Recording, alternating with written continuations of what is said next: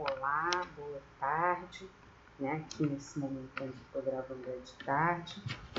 E aí, para poder agregar na nossa playlist de conhecimentos pedagógicos para concursos de magistério, um tema que não pode deixar de estar, né? Assim como tendências pedagógicas, como o LDB e como alguns temas recorrentes de concurso, esse tema ele não pode deixar de aparecer no estudo, né? Se você está se preparando para fazer uma prova de magistério, seja para qual instituição for, esse tema ele sempre vai aparecer, é básico, né? Tema básico, um dos temas principais. Você não tem como estudar para um concurso público na área do magistério, na área de pedagogia, sem passar por esse tema. Então, por isso aqui, colocando na nossa playlist de concurso, de temas recorrentes de concurso, né, de magistério, de modo geral, para qualquer lugar do Brasil, para qualquer banca, para qualquer instituição, esse tema ele é necessário um entendimento mínimo. Eu vou só pincelar as informações mais básicas para poder frisar aquilo que é mais importante. E quando eu falei lá em tendências pedagógicas e em outros assuntos, a gente de uma forma está sempre falando desse tema, que são as teorias, né, ou concepções de aprendizagem.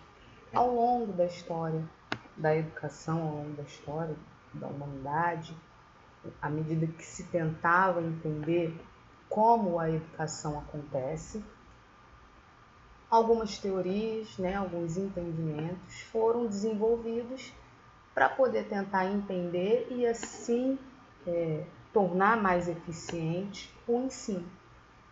E ao longo da história essas concepções apareceram, por um período elas dominaram totalmente, depois vem outra, então aquela que estava dominando fica mais apagadinha e aí vem outra. Não existe talvez um momento na história da educação onde uma dessas concepções ela esteja totalmente mandando geral acima das outras, isolada, porque sempre tem uma influência de uma outra concepção, de uma outra teoria acerca da aprendizagem. Como eu sempre falo nos vídeos de tendência pedagógica, de acordo com a tendência pedagógica, você vai ter teóricos, você vai ter teorias, vai ter concepções. Então aqui a gente vai falar da base, das teorias de aprendizagem. O que na faculdade a gente aprende quando a gente está estudando psicologia da educação, ou psicologia do desenvolvimento, ou psicologia da aprendizagem. Ou seja, como é que o ser humano aprende, né? Como é que se dá o aprender, como é que o ser humano desenvolve a sua inteligência, o seu conhecimento.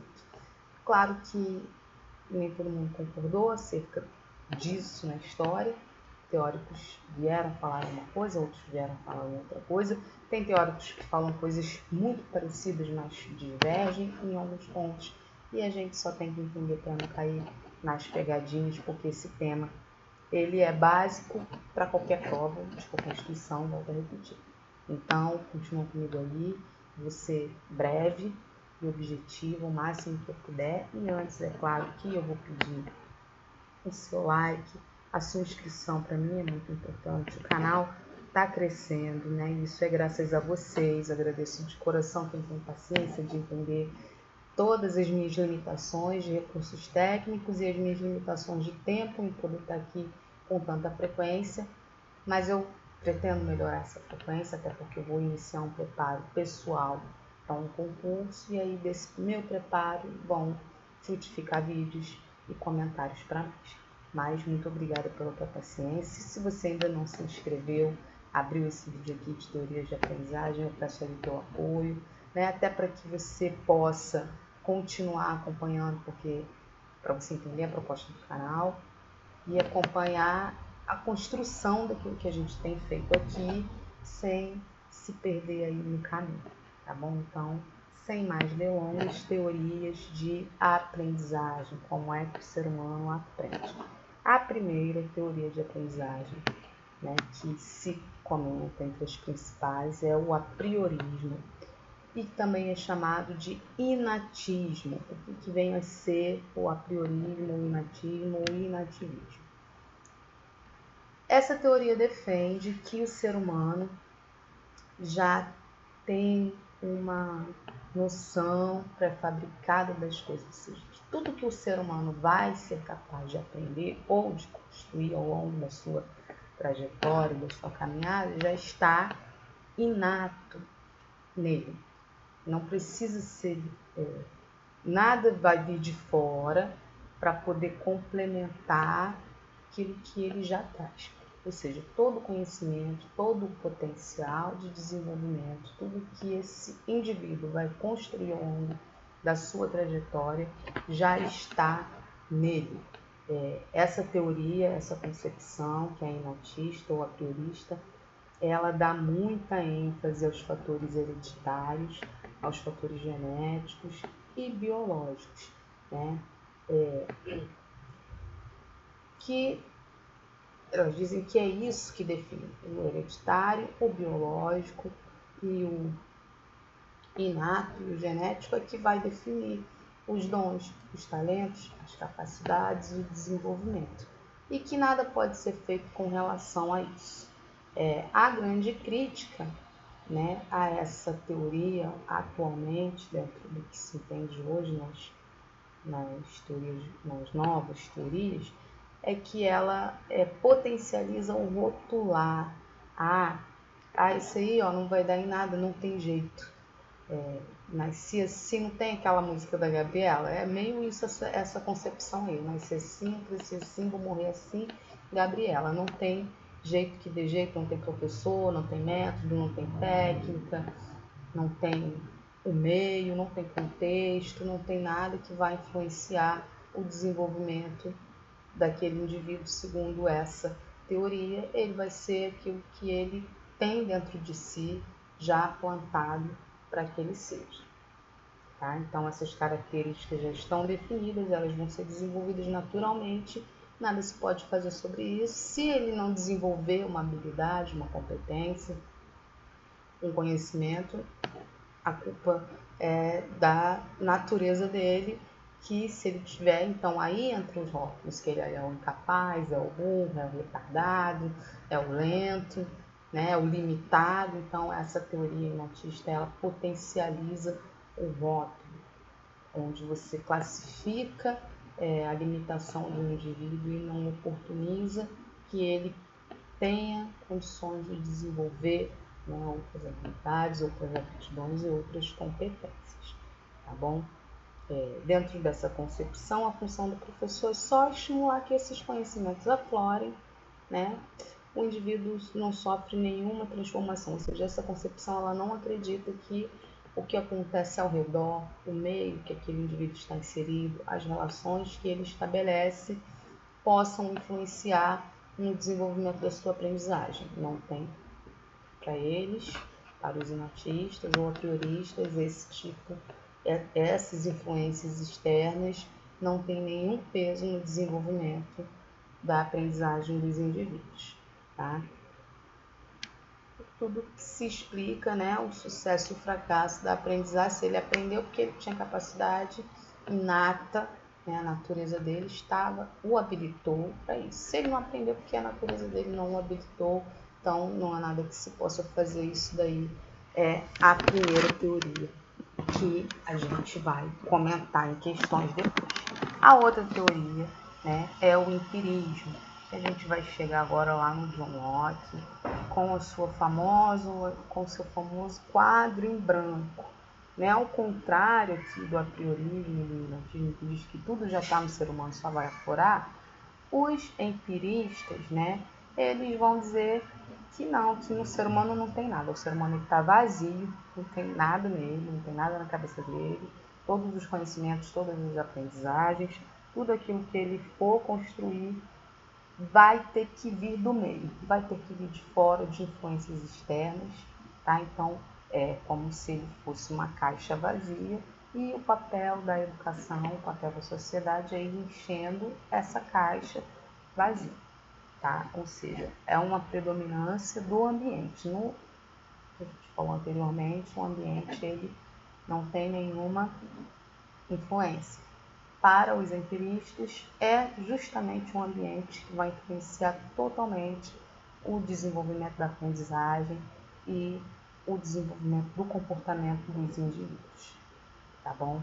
Então, a gente vai ter John Locke, as expressões tábula rasa, quadro, quadro em branco, papel em branco. A busca do conhecimento é só através das experiências, ou seja, nós temos os nossos 5 sentidos, né? E eles é que vão nos proporcionar que a gente, pelas nossas experiências sensoriais com o ambiente, desenvolvamos e construímos e venhamos a adquirir algum tipo de conhecimento, que em nós não tem nada, nós dependemos totalmente do ambiente. O conhecimento vem de fora através disso, já comentei. A aprendizagem acontece pela mudança de comportamento treino de experiência, né? Aqui a gente vai ter muito forte o behaviorismo, a gente chama de behaviorismo, comportamentalismo. O empirismo, ele é muito influente no tecnicismo, tá, gente? Onde a gente vai ter aí principalmente o Skinner e o Popov com as suas concepções sobre como o comportamento humano pode ser moldado por meio de estímulos e respostas. Então, também são aí teóricos empiristas, tá bom? O papel do professor é transmitir o conhecimento e a criança tem que receber de forma passiva porque ela está vazia, não tem nada, só é o professor que tem alguma coisa para oferecer a ela, né? É a chamada educação bancária, tá bom? É o oposto do racionalismo, né? Para o racionalismo, o conhecimento é alcançado pela razão. E para os empiristas, o conhecimento é alcançado pelos sentidos. Bom, agora as duas últimas que são as mais atuais e que são as mais pedidas também, né? E que é a visão atual, tá? No novo paradigma da educação, as duas últimas concepções, né? Que primeiro a gente vai falar do interacionismo e depois do construtivismo. São muito parecidos, porém a gente não pode confundir, tá bom? Porque dentro do interacionismo você vai ter um nome famoso, bem conhecido, que é o Levi-Vygotsky, né? Qual é a questão do interacionismo? Dentro do interacionismo do Levi-Vygotsky, tá? Você vai ter o que também chamam, que é muito conhecido também como socio-interacionismo. Por quê? Porque para o Levi-Vygotsky, o conhecimento é uma construção histórica, social e dinâmica, fruto de uma construção coletiva. Ou seja, para o interacionismo, né, puxado aí pelo Levi-Vygotsky, é na troca, no compartilhar a vida em sociedade, no estar exposto às relações que se estabelecem nessa sociedade, que o indivíduo vai desenvolver a sua aprendizagem. Então, é construção coletiva, na troca com os outros indivíduos, com os outros sujeitos, tá? Então, para eles, o ensino precisa valorizar essa interação, porque para eles ela é fundamental, primordial, para que o indivíduo possa desenvolver o seu conhecimento, desenvolver as suas aprendizagens, né? O sujeito é um ser eminentemente social e o conhecimento é um produto social. A linguagem, gente, dentro do educacionismo do Vygotsky, fala muito de linguagem. Ela tem um papel fundamental na mediação entre as relações sociais e a aprendizagem. Para Vygotsky, a linguagem, o fato do ser humano possuir, né, a linguagem, diferentemente dos outros animais, é que nos fez desenvolver tanto os nossos conhecimentos e a sociedade. Então, a linguagem é um ponto fundamental das teorias de Levi-Bloch e ela é um ponto fundamental nas teorias interacionistas, tá bom? Ela tem um papel fundamental. O inatismo e o empirismo, embora opostos entre si, a gente já vai falar agora, né? Tem em comum a passividade do sujeito, enquanto no interacionismo o sujeito é ativo. Então vamos lá. O que está dizendo aqui? Que a gente falou aqui do inatismo, que o sujeito já vem pronto e a educação só vai desenvolver aquilo que ele tem em si ou não vai desenvolver aquilo que ele não tem. Mas ele vai ser passivo nesse processo, ele não toma parte. Vão fazer com ele, né? No empirismo, embora discorde do inatismo, na questão de dizer que o ser humano, para o empirismo, não está com nada pronto, tudo vai ser colocado nele, também é passivo. O educando, o sujeito, o aluno, o indivíduo é passivo, ele não vai atuar nesse processo, ele apenas vai receber aquilo que vão oferecer para ele. Nesse ponto, o inatismo e o empirismo falam a mesma língua. Porém, quando a gente passa para as teorias interacionistas, esse ponto de vista sobre o papel do sujeito no processo ele muda. Aqui no interacionismo de Levi-Bloch, o sujeito ele é totalmente ativo nesse processo. Ele vai tomar parte nesse processo. Ele não vai só estar sujeito àquilo que vão dizer para ele, aquilo que vão fazer com ele, aquilo que vão falar para ele. Não, é uma troca, né? É um processo de ensino-aprendizagem onde o conhecimento se constrói e não é produzido. Ele não é recebido de uma forma hierárquica e linear, mas ele é construído de uma forma vertical, né? De sujeito a sujeito. Todo mundo tem alguma coisa para compartilhar com alguém. E nesse compartilhar é que se cresce, que se desenvolve. É isso que o interacionismo vai dizer, tá? A pedagogia interacionista ela é relacional, ou seja, o fundamento dela é o relacionamento. As relações entre os sujeitos na sociedade têm um papel fundamental dentro da visão interacionista, dentro da visão socio-interacionista. Quando eu falo socio-interacionista, estou falando de Levi-Bloch, estou falando do sujeito, estou falando da troca e das relações estabelecidas na sociedade.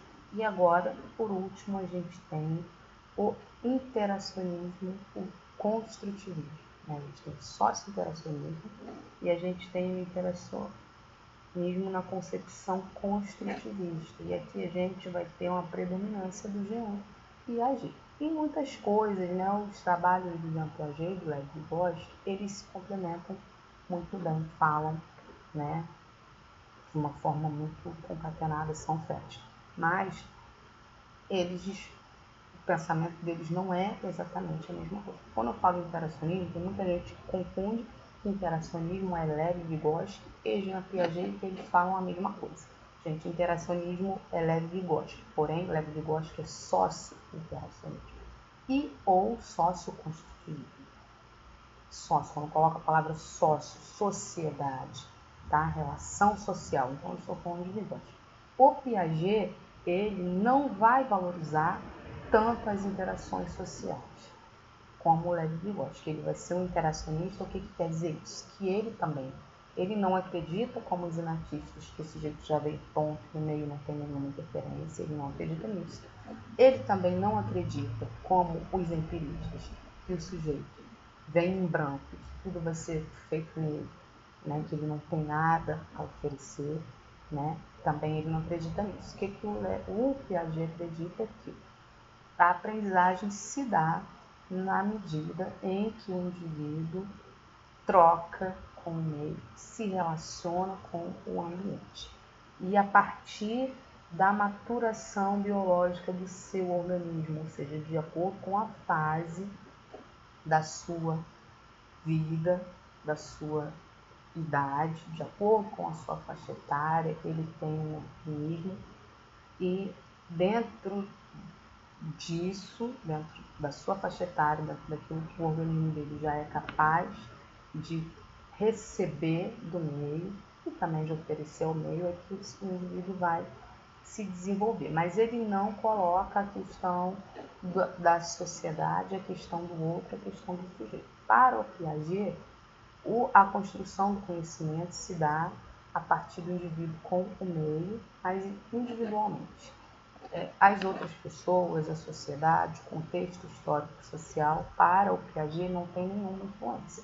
O que vai ter influência para Jean Piaget no desenvolvimento do ensino-aprendizagem é a maturação biológica e a exposição do indivíduo ao meio, aos objetos de conhecimento que estão ao seu redor. Então, ele vai lidar, conhecer, construir os seus conhecimentos diante daqueles objetos que estão ao seu redor, porém de uma forma individual. Se vai ter gente junto, se não vai ter, se ele viveu em 1960, se ele está vivendo no ano de 2020, se ele mora no Brasil, se ele mora na Itália, nada disso para o Jean Piaget vai influenciar esse processo. Ele vai se dar de uma forma muito parecida do início até o final, independente da sociedade, independente das relações estabelecidas socialmente, dos vínculos sociais que aquele indivíduo traz, e essa é a diferença principal entre o Piaget e o Vygotsky. É por isso que Jean Piaget a gente chama de sócio-interacionismo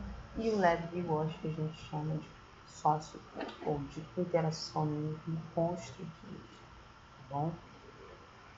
São as... A gente, dentro de Jean Piaget, vai ter os processos de assimilação, acomodação. Eu vou deixar um texto na descrição do vídeo, onde vocês vão poder conhecer todos esses termos, mas vocês, quem já está acostumado, carimbado de concurso, já conhece. Que a intenção minha mesmo é comentar nas questões, tá?